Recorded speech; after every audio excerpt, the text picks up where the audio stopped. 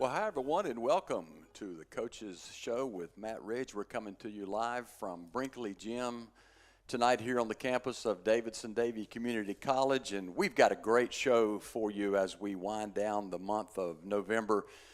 Coach Ridge is going to bring us up to speed on how the season has gone thus far, not quite 25% of the way through, but close.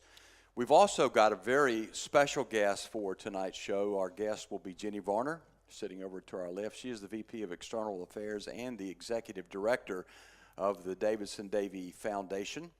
And I want to remind you that you can ask the coach or Jenny a question via our Facebook link. So we'll be checking that out as we go through, if Jerry can help me out with that. Coach, welcome.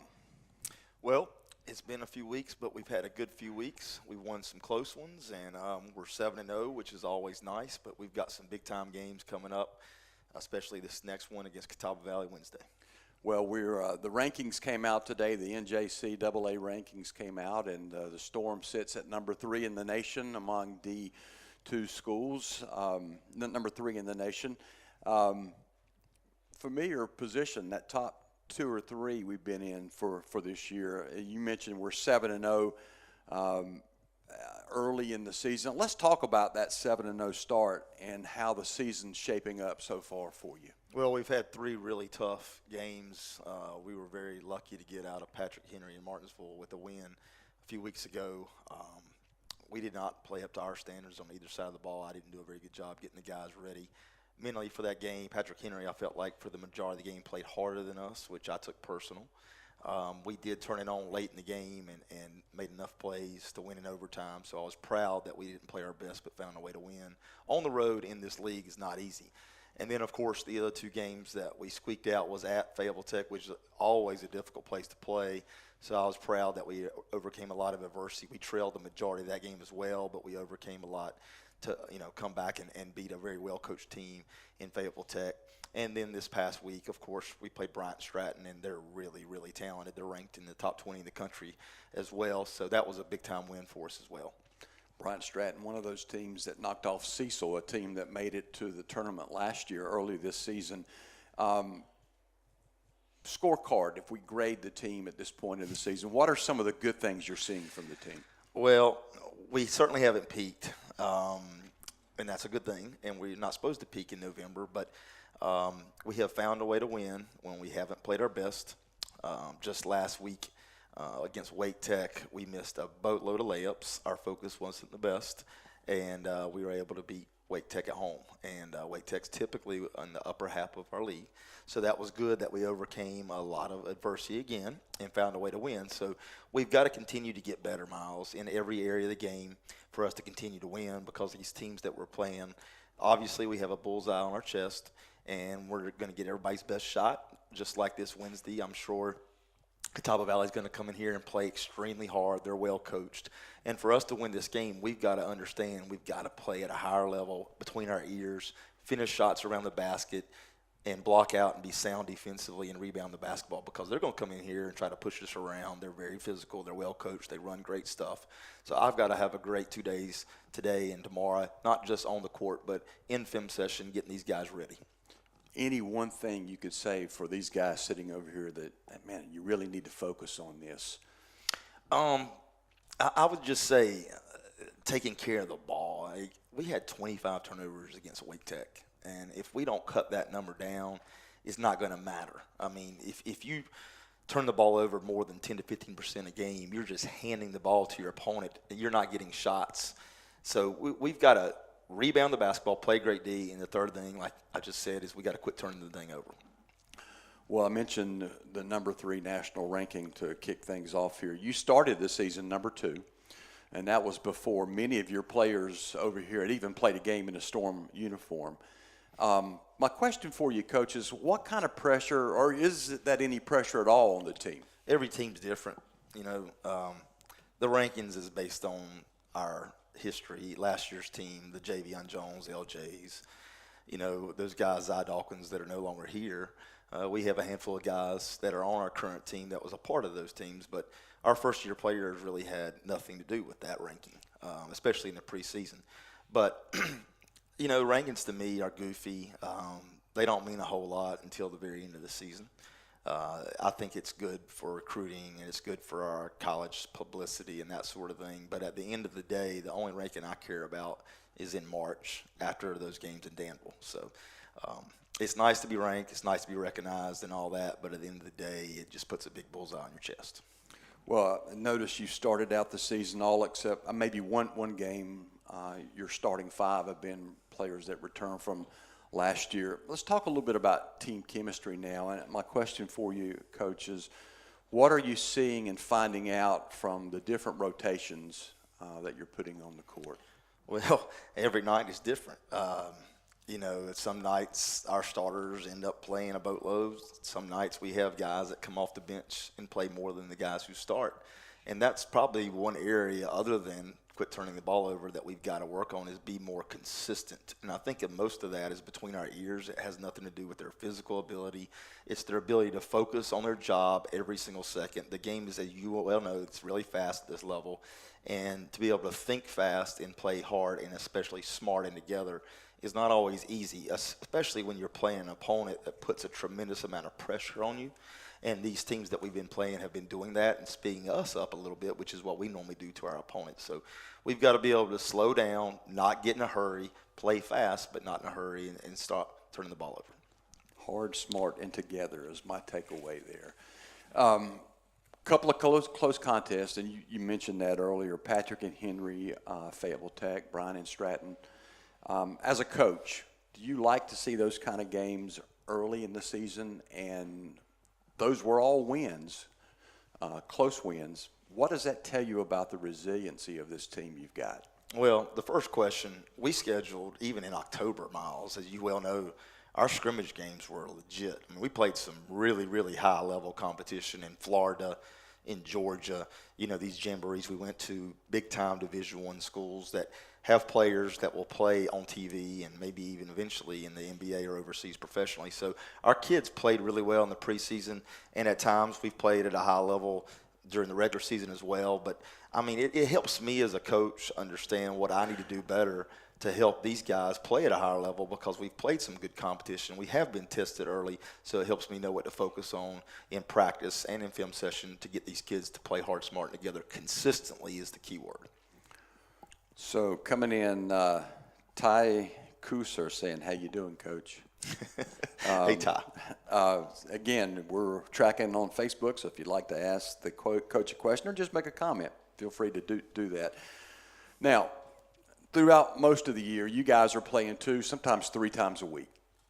Really toward pace, a lot of basketball games in a short period of time, but during this Thanksgiving break, you've had some downtime.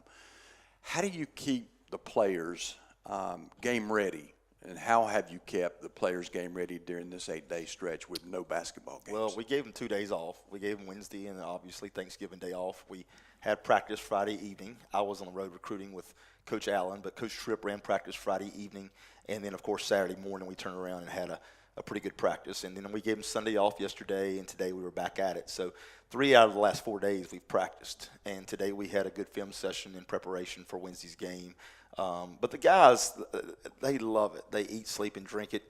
So even the guys that went home, they were in the gym on Wednesday. I know a few of them especially spent quite a bit of time. But we want them to go home over Thanksgiving, spend time with their family, and have some downtime because I think it helps you refresh your batteries, not just physically but especially mentally. Well, you mentioned physically. The break does give us a chance to heal those bumps and bruises that we've got. At this stage of the season, how are we from an injury standpoint? Well, every day is different. I mean, Jarvis's heel, we're still nursing that. Marley's leg been injured off and on all year. He's only played a handful of minutes in the regular season. He just finished physical therapy. Keith's got a messed up hand. Aaron's back is some better. Jalen King's foot is some better. All these guys are nursing this stuff. Chase's knee, Jordan's knee. I mean, I could keep going on and on. I'm sure I missed some guys, but it's day to day. Today we had a very light practice, kind of like a walkthrough because Saturday was a little bit more up and down, and Friday certainly was a lot of up and down. Tomorrow will be a normal practice, but we do have to be mindful as coaches of their bodies and what they're going through physically because you can overtrain, and that's more counterproductive than it is what you're doing actually in practice. And early in my coaching career, I didn't understand that.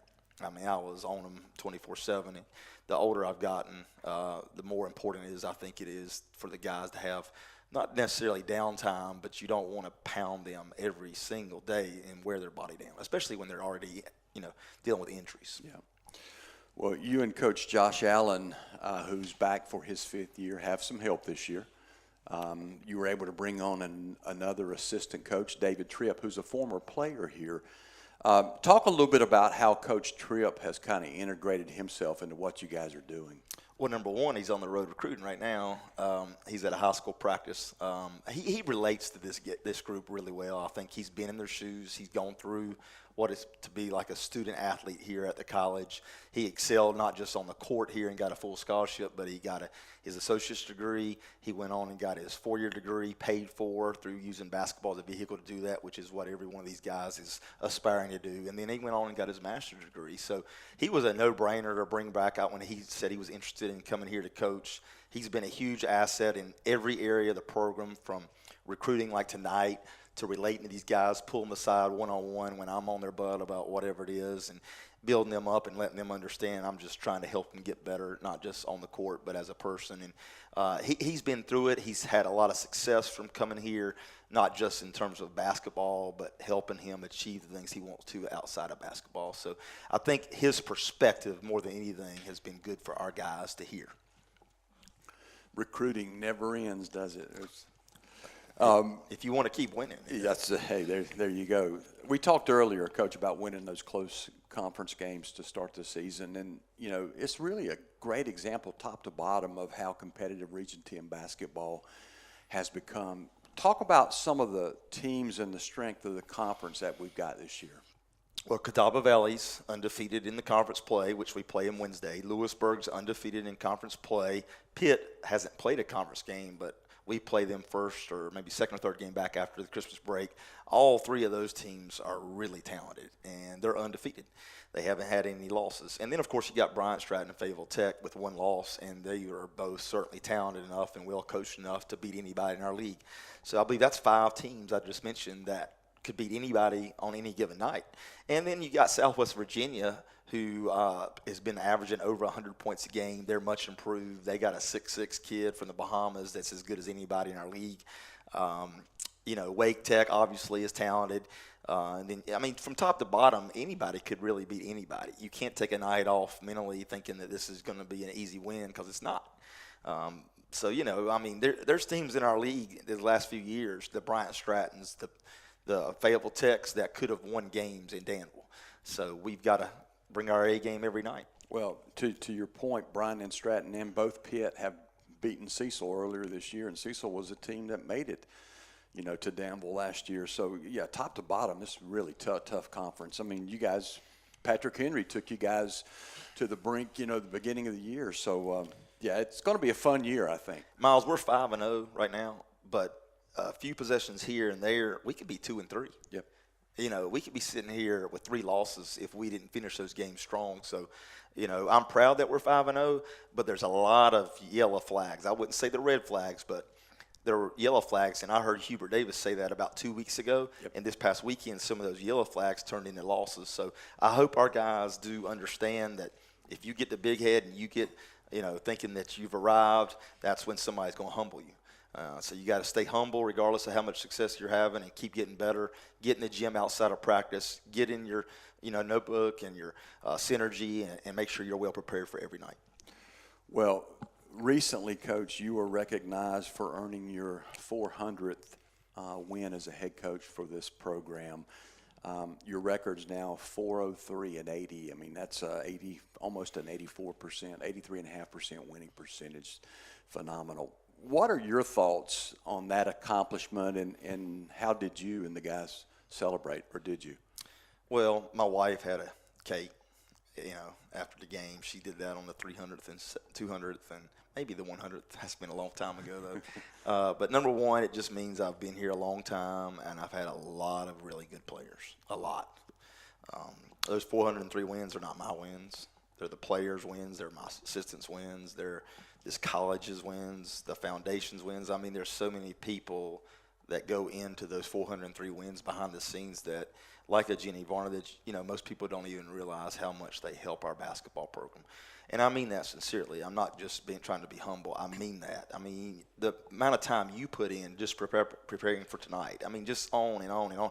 So, you know, it's just very it's very humbling to me to be a part of it. And it's been a great ride, and I hope we can keep this thing going for a long time. Well, we're going to take a quick break from you and I think before we bring Jenny up here, we wanted to do a couple of player interviews. We'll do one right now.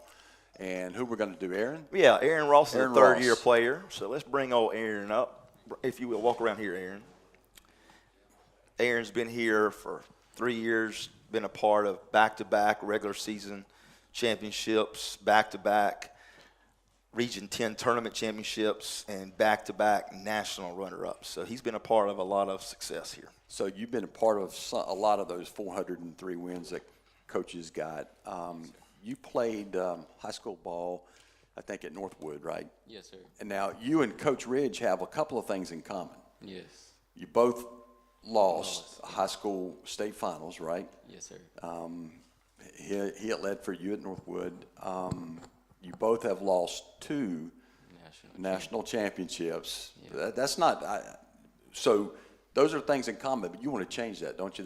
Was that part of your decision to come back for a third year? Yes, sir. That was one of my decisions. I feel like Coach Ridge pushed me to come back because he was one of the reasons that how should I say this?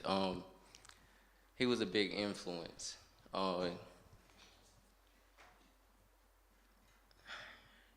It was hard.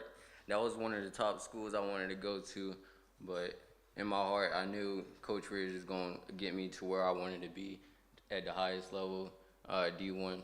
So that's why I came back. Good. Well, Aaron, we're certainly glad that you came back for a third year, and you're having a good season early in the season, almost 10 points a game. How do you feel about the team right now? How do you feel about the makeup of this team? I feel like we are very skilled. We are a great team. Like Coach said, we have some yellow flags, but I feel like we can pick it up. So, yeah. You've done some work in the off season. You played in a couple of basketball. I don't want to say tournaments, but basketball events outside of Storm basketball. Talk a little bit about those and what they meant to you. I went to two JUCO All-American camps. They was very fun to play in. Coach Ridge went with me to Nebraska. It was a great experience. We got closer there. I seen some high-level players there, so that was great too. You also, coming out of high school, played in the East-West All-Star game, I think, as well, which was a big. That's a big honor. Yeah.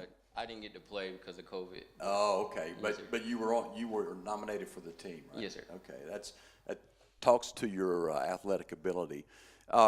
So, choosing to come to DDCC, I'm curious how you chose to come here.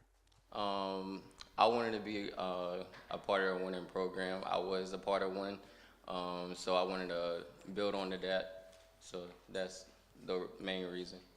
You know, we talk so much about the Storm family, and I know you coming back for a third year is a great example of what that means. There's a guy sitting over to the right. I saw him on a laptop a little bit ago, Javion Jones.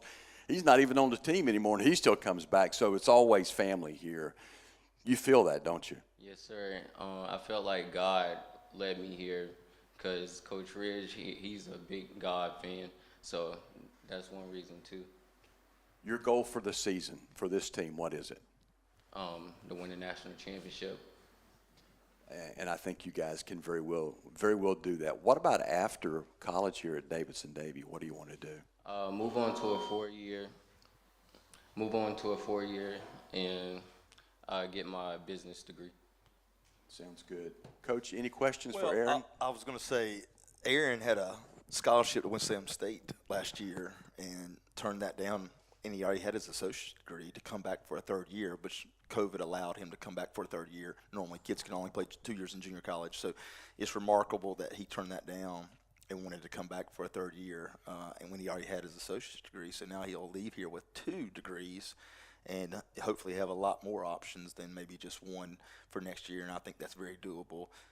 So I'm excited to see what this future holds for Aaron. I think he's got a very bright future. Well spoken, young man. Thanks for spending some time with us. Good luck to you the rest of the year. Keep having a good year, and we'll see you back on that national stage. Yes, sir. Thank you, Aaron. That's Aaron Ross, third-year player out of Pittsburgh, North Carolina. So we're at the point now we want to bring Jenny up. Yes. All right, Jenny, you're next. The highlight of the show. Oh, man. You know, without the foundation support, Miles, we would not have athletics here. So I'm very appreciative of Jenny and the foundation, Kristen Briggs, and everybody over there that helps us be able to even have athletics. Without their financial support, we could not have athletics. A lot of people don't realize this, but we are not allowed to use any state dollars for athletics in junior college. So almost all the money we have either comes from the foundation or money we raise. So very, very appreciative for Jenny and the whole foundation. Well, we are very appreciative, and we're glad you're joining us. So welcome. Thanks for having me. Always a pleasure. Give us, Jenny, if you will, a little background history, how and when you came to Davidson-Davie. Well, I've been here at the college since 2008. I'm from this area, although lived in a few other places before coming back. I was in Durham and Washington, D.C., and I've worked in the nonprofit world and fundraising and some politics, but then I was happy to come back here in 2008, just after we saw basketball get started again here at the college. So. You worked for U.S. Senator Elizabeth Dole, I think. I did. Yeah. I did, yeah. A little name dropping there for you. You serve right now as the Vice President of External Affairs and the Executive Director, as we mentioned, of the Davidson-Davie Foundation. If you would, Jenny, give the Storm fans a summary of what your daily responsibilities look like in your current capacity and how the foundation supports Storm basketball and Storm athletics. Well, part of my job includes marketing and community relations at the college, but the part that I think is most relevant to us here tonight is our college foundation, as you mentioned, and that is a nonprofit organization that exists to support our students and our college. And our foundation is one of the oldest and one of the largest community college foundations in North Carolina. It started in 1968, and its size really is a direct result of how much our community has supported this college over the years. Just like most foundations, we started out to do scholarships, to help students have some extra resources to come to college. And over the years, as we grew, our foundation has been able to do other things to support other programs, other outreach, innovations at the college that we might not be able to pay for with state money, as Matt already mentioned. And then, most significantly for us here tonight, I think, is the fact that we have been able to support Storm athletics. As Coach Ridge already said, we can't use state money for athletics. There's a little money on the college side that we can use for athletics that comes from student activity fees, that kind of thing, but that's certainly not enough to support an entire athletics program.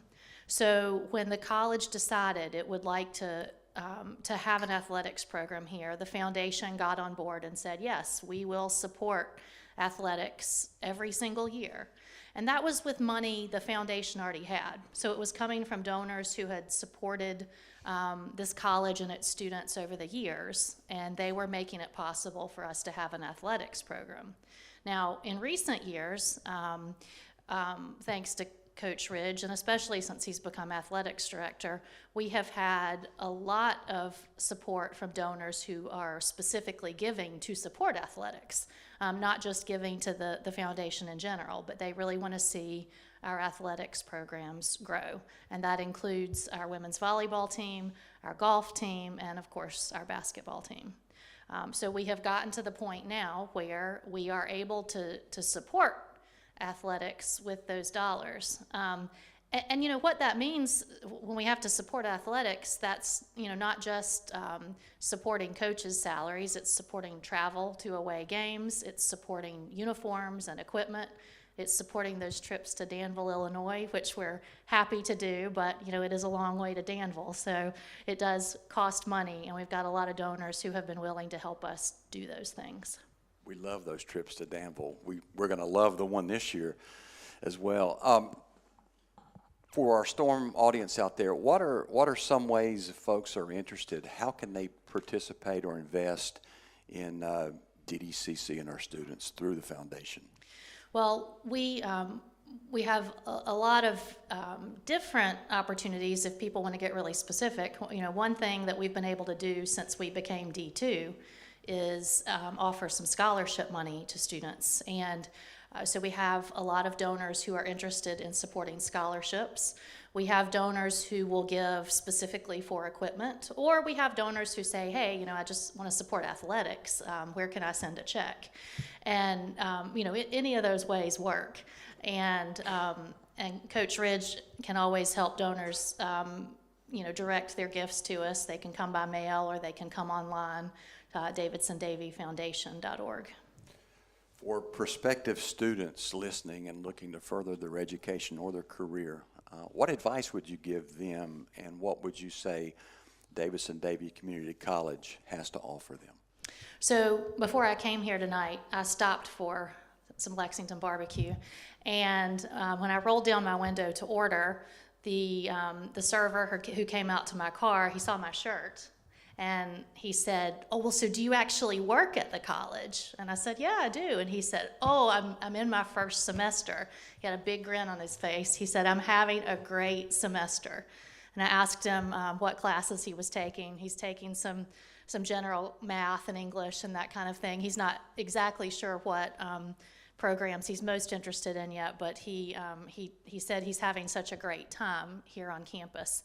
And so I think his enthusiasm is what we need to remember, because anybody who thinks they might want to come to Davidson-Davie, or they don't really know what they want to do, either after high school or during a change in jobs, come visit. You know, that's the best way to know if this is a fit for you. Come to a basketball game. We'd love to have you. Just come and let us tell you how we might be able to meet your needs. Well, speaking of basketball, what are your thoughts on the Storm basketball program and all that it's been able to accomplish in the past 15 plus seasons? Well, I think we all know, when it comes down to it, that this has been a remarkable 15 years. I mean, for this basketball program to have been runner-up for the past 2 years, the places this program has gone and the reputation it has made everyone here extremely proud and extremely enthusiastic. And, you know, the donors I see every day who give money to support this program, I mean, they're not giving money because they think we're necessarily going to win a national championship. They're giving money because they're so proud of this program, and they're so proud of the players who represent this program. And yeah, everybody wants this team to go all the way, but they also want this group of athletes, both on the basketball team and on our other teams, to be the most successful people they can on and off the court. And that's why people support the Storm. Do you have I'll put you on the spot, do you have a favorite Storm athletic moment or memory? I think that moment is still to come. Okay, all right. Well, we got a couple of folks sending, Candace Clegg Ridge is watching, and she says, Jenny Varner is so valuable to DDCC. We're so thankful for her and all she does for our Storm family. Absolutely agree. And Brandon Mullis is also watching, so... Well, Candace and Brandon, thank you. And I think we all know what kind of kudos Candace needs for helping support this team. So, Amen. So my final question for you, Jen, if you would, looking over to my right here, what words of encouragement would you like to give to these Storm athletes as they move through this season and really the rest of their lives? So I think if you'll listen to Coach Ridge and what he's telling you, that's probably the best advice, because, you know, like I said a few minutes ago, he and the rest of us want you to be successful not only on the court but off the court, and that's what everybody who's supporting this program wants for you. And you know, you have the reputation that it takes. We know that you're going to do it, and that you have great things in store. So congrats, and we're looking forward to the rest of the season. Well, we thank you for your time. We thank you for wearing your Davidson-Davie sweatshirt. I'll say this: you were kind.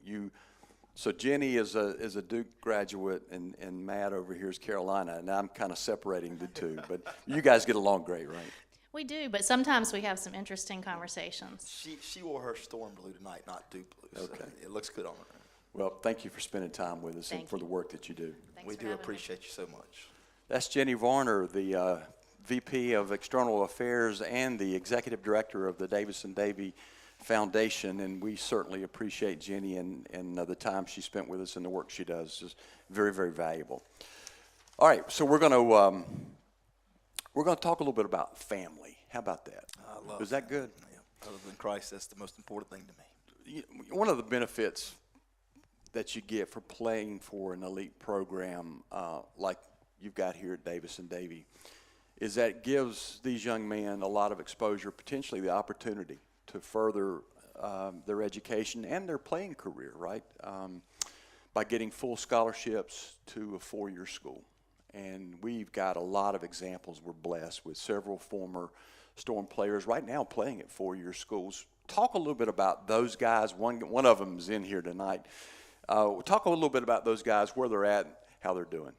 So Jamarius Harrison, who played here 3 years ago, went to Lees McRae the last 2 years, and because of COVID, got that fifth year. So he has entered the transfer portal last summer, late in the summer, and East Tennessee State, which is an NCAA Division I school, picked him up. So he's there playing for East Tennessee State and coming off the bench and being a contributor. And then, of course, Javion, who's here again tonight, is not only playing and starting for Catawba, but one of their leading scorers, one of their best players. Just their last game, he led them in scoring. I think he had 23 points. I think they are 4-2 or 5-2, 4-2. So, you know, he's, again, continuing that winning tradition. He's won everywhere he's been, including high school and of course, here now at Catawba. Orion Brodnick's down the road at Livingstone. He's playing quality minutes, who played here on that same team with Javion when he was a freshman, in Jamarius Harrison, big-time player from Winston-Salem. L.J. Rogers, Lees McRae, came off the bench, played a lot of minutes in his last game. I think he had 9 points, one of their best guards off the bench. Zy Dawkins is leading, I believe, his team in scoring at Converse.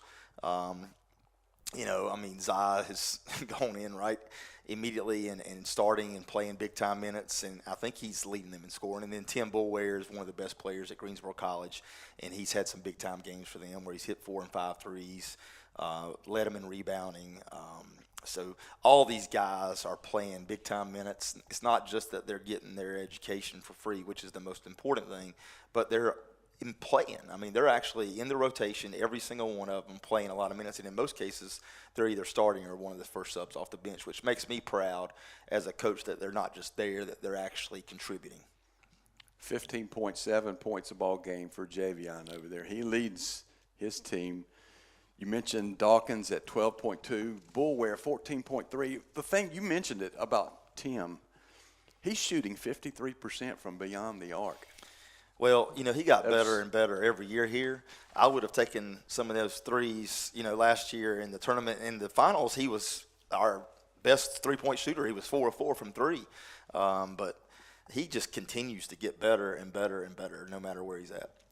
Well, what's really impressive, Coach, I think, is how these and other former players that we talked through over the last couple of years on this show, as well as fans and supporters, refer to this program as family. I mean, they really do. And it is family. You know, last game against Wake Tech, I was sitting up there with Kevin Varner. Kevin Garner getting ready to do the basketball game, and in walks Javion Jones and Tim Bullware. They had off nights, so they didn't play that night. And they could have done 100 other things right? I'm sure they've got their plates full with other things, but they came here to be around this place and to watch this team. And that just speaks volumes. It speaks volumes. I mean, Javion's here tonight. How do you explain that bond, and how does it make you feel as a coach and mentor to these young guys? Well, at the end of the day, it's about relationships. I mean, everything in life, not just coaching. But Billy Graham once said a coach has an opportunity to influence more people in a year than most people do in a lifetime. And so coaches that don't grasp that and understand that, I think, are missing the boat. But these guys like Javion and LJ and Tim that you mentioned, they invested so much in Storm basketball over their 3-year career. In most cases, it's 2. Some cases, it's 1, and they move on. The more you invest in anything, whether it's your spouse, academics, the more you're going to care about it. And the more you care about it, the more time you're going to give it. So the fact that these guys like Javion has spent so much time investing in Storm basketball, that relationship, not just with me or you or our statistician who's here tonight, Emmanuel Teague, or Jenny Varner and the foundation, that just doesn't go away. And so I think those relationships and the bond that they've had with the entire program is what draws them back. And nothing makes me more proud than seeing a former player walk in that door. And, the fact that we have created that culture and atmosphere, I'm really proud of, because it's a lot of people that go into that, yourself included. So I'm very appreciative of the people that have created this culture that we have in this family atmosphere. Well, got someone, Kip Childress is watching. Hey, Kip. Tristan Wells also watching. Essie Jones chimes in. There's no other basketball program like the one at Davidson-Davie. I wish it was a 4-year college, because Javion would still be there. He is here. It's a very oriented, family-oriented program, and I absolutely agree with you. So we love you, Edges. Yeah, we do. We Thank missed you. you too, Essie.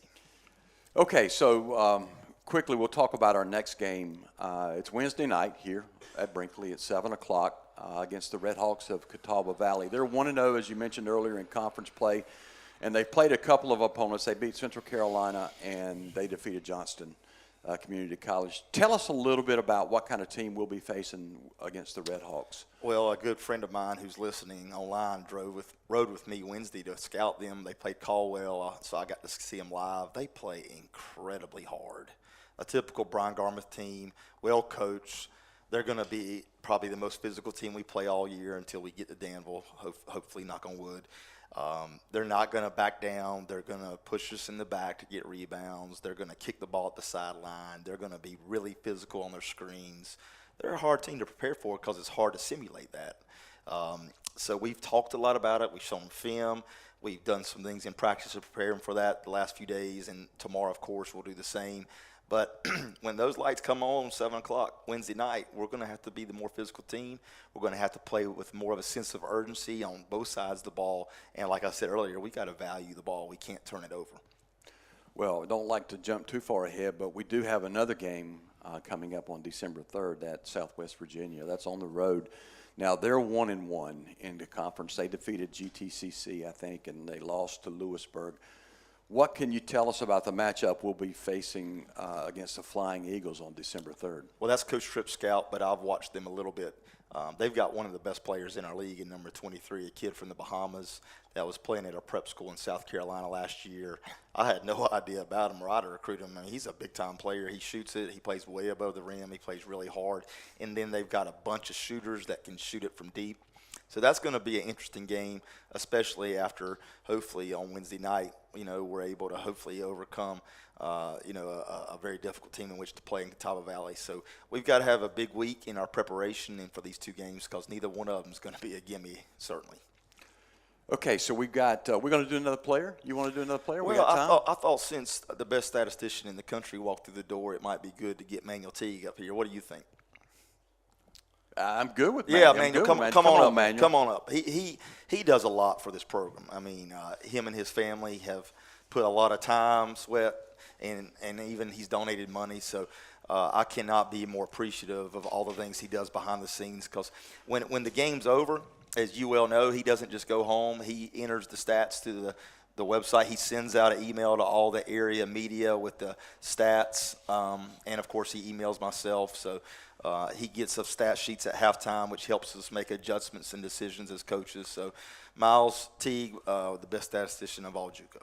I never delete an email from Manuel. I love statistics, and I love the work he does. Tell us a little bit, Manuel, what your responsibilities are on game day. A lot. First, getting all the rosters put in. Then when I get here or on the road, either one, there's a lot of changes going in and out. Getting the referees put in, just getting prepared, and then mentally getting prepared. A lot of that goes on more than physically, but and kind of hoping these guys are on their game. But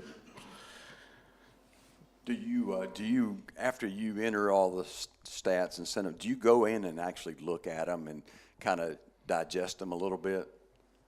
yeah, I kind of, without Ridge telling me anything about the opponent, I usually I'll go into the NJCAA site, look at some of their top players and stats, and kind of see what we got looking forward to.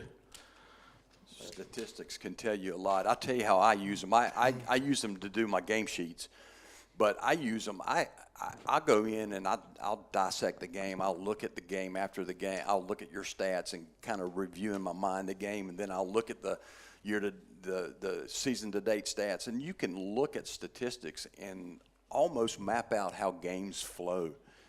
It's really interesting. So I really appreciate, Manuel, what you do and the work that you put in here. So tell me a little bit about your thoughts around this team and what you've seen so far this year. And it's a little bit different.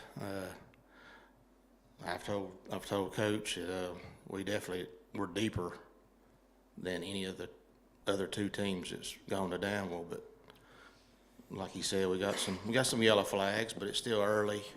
All that can be worked out. But There's been 3 or 4 games this year. We've had 7 guys in double figures, so we definitely have a deeper bench, a deeper team. What are your expectations for this team? cutting the nets down, I guess, in Danville. Okay, all right. No pressure. No pressure at all. Do you have a favorite? You've been doing this for how long? This is number 12. This is number 12. So if I ask you if you have a favorite memory, what would that be? There's a whole lot of them. Probably a lot of the Sandhills games that we've played is probably the most exciting ones I've ever had part of. It's like a Duke Carolina matchup, and which we get to do that again on New Year's Day down there this time. So that's going to be interesting. We also get, speaking of Carolina, we get to go down to the Dean Dome and play the UNC JV team. That'll be fun this year too. That's Manuel's favorite team. I know you didn't know that. Who? Carolina?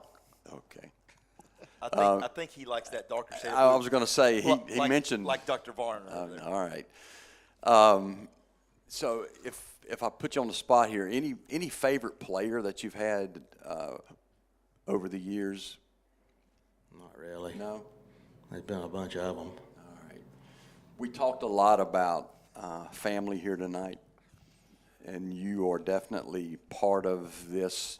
I mean, Coach Ridge talks of you so fondly, and you are part of this family here. What does that mean to you? Just being close, get to talk to different players and all the staff. Just every year's different because you got getting to meet new people, new players, all their families. So it's pretty exciting to see that. Do you have any words of advice or any words of wisdom for these guys sitting over here? Stay in their basketball handbook and do what he says and run the floor and be aggressive. Don't ever give up. We done proved that on 3 ball games, so we can do it. Pretty good advice, wouldn't you say, Coach? I agree. Thank you, Coach Teague. Okay, yeah, there you go. Coach Teague, Manuel Teague. So any questions for Manuel before we? Well, I just appreciate all the time that people put in behind the scenes, because, I mean, they're not getting paid hardly anything. And so the amount of time, love, passion, in his case, you know, even donations he's put into this program is it's hard to measure in words. I mean, Manuel's even been on the road with me recruiting. So, you know, these people in our community, it just takes me back how much they've invested in this program over the last 16 years, and Manuel's another example of that. Well, we certainly appreciate you, Manuel, and I look forward to those emails after the games. I wait for them. I promise you, I read them all. I've got them here. I think that's I his love subtle way stats. of asking you to send those every night immediately after the game. I think that's what he's trying to say. Man, it would be great if we had live game stats. That'd be super. That's what I like about riding the bus instead of me driving, because I can do it on the way home. So There you go. when I drive, it's kind of a late night thing. So That's Manuel Teague, the statistician here for this Storm basketball program. Manuel, we certainly appreciate you. I appreciate it. Thank you, ma'am. Any more questions on the feed? Oh, well, let's check the feed one more time. Yeah, let's see. So we had, Essie says, I miss you all so much more. And then Tim Gwillem, I really have enjoyed watching the games at Davidson-Davie since coming to the college in 2015. Go Storm. Kip Childress, I would imagine that he does so much more than even he imagines, and the benefits of all of us at the scores table before and for me during the game. Yeah, I agree. He was talking about Manuel. Absolutely. So, and that's it. So we had some good comments and good comments and questions from our listeners tonight. So, any final comments from you, Coach? I just want to thank the community that's listening for coming out and supporting our teams, specifically this team. Big-time game Wednesday night in Brinkley Gym. I hope our community will come out early. I know Catawba Valley travels fairly well, so hopefully we can fill it up fairly quickly. I would encourage people to arrive by 6:30 at the latest, you know, and then make Brinkley Gym what it is, the hardest place to play in the country. Well, we appreciate Jenny Varner for spending some time with us and coming in and being our special guest tonight. Thank you, Manuel Teague and Aaron Ross and our engineer, Jared Bowman. And tonight, special cameraman, Jaheim Taylor. We appreciate Jaheim doing some extra. He's getting some extra work in. And, of course, always good to see you guys and Javion as well. So, Coach, thank you. Our next coaching show is going to be Wednesday, December 21st. It'll be 7 o'clock right here. Next game will be Wednesday night, like Coach said, right here, 7 o'clock against Catawba Valley. So we hope to see you there. Thanks for watching us and for being a supporter of Storm basketball, Storm athletics. Go Storm. Thank you.